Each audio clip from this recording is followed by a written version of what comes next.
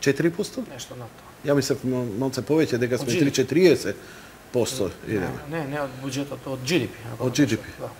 Сакам да кажам дека ненормално многу пари се фрлаат во здравството, а оние позитивни промени во смисла на поквалитетни услуги, на хигиена и така натаму, не дека не се променува, ама многу слабо, многу тешко, као да една црна дупка во која тонат тие средства, бидејќи луѓе ќе речат, чекај бе, за тие пари требаше да направиме ние Дубај.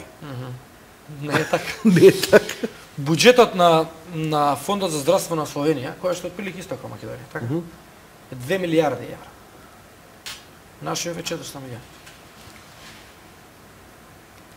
Истите услуги се даваат. Дури таму во Словенија има и сериозно подолги листи на чекање за многу интервенции. Пошто листата на чекање во голема мера некојаш зависи од буџетот. Например, листа за чекање за операција на колк. Имаш 365 дена во Словенија. Листа на чекање.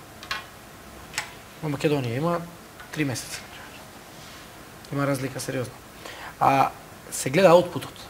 Се гледа за вложените пари во здравството, значи парите што се вложуваат, тој е 400 милиони, колкав број и какви здравствени услуги се даваат.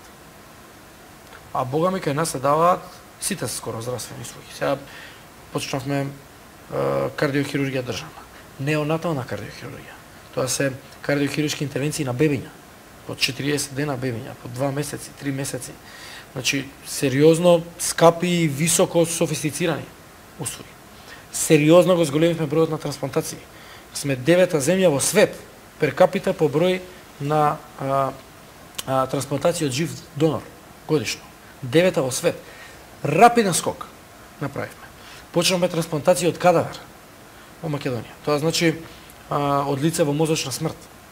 Направивме такви 12 оваа година. Значи, оваа наредна година 2015 планираме да почнеме трансплантација на црн дроб, со сигурност. Отворивме спинален центар. Почна да доаѓаат и се изведуваат интервенции овдека кои што порано не се изведувале во Македонија. Градиме 5 центар. Тука ќе пружаме услуги од областа на 5 диагностиката, но и ќе произведуваме изотопи со циклотронот. Значи тука ќе биде комплетен систем. Набавуваме нова опрема. Сериозно ја расширивме мрежата на интервентна кардиологија покрај во Скопје, ова стентирање и коронарографија и Охрид. Сега имаме отворено и во Битола, и во Штип, а сега и во Тетово. А сега работиме на отварање во Струмица. Значи сериозно ја проширивме мрежата на интервентна кардиологија. Тоа овозможува многу побрза услуга. Ако добие некој инфаркт од Штип, например, ќе ја добие услугата во Штип, односно ќе му биде извршена коронарографија, стентирање, ќе биде спасен човечки живот таму, или во Делчево, наместо да доаѓа до Скопје, во Штип ќе му се даде таа услуга. Во Тетово исто почнавме, сега ќе почнеме во Струмица. Сега следно ни е тромболитична терапија и тромбектомија. На тоа сме многу фокусирани. Тоа е за терапија при мозочни удари.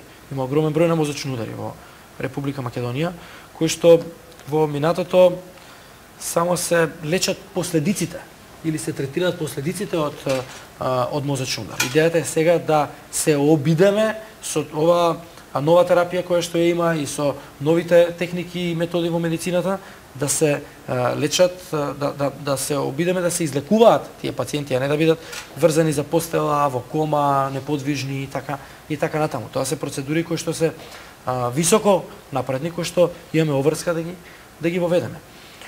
Така да се воведува прилично многу новини, сега говорам за оваа година дена назад, евентуално за неонаталната кардиохирургија и една година претходно. Ама за тој буџет што го имаме, имаме сериозно висок аутпут на здравствени услуги. Еден од најголемите ваши проекти оваа година кој го туркате е Мој термин.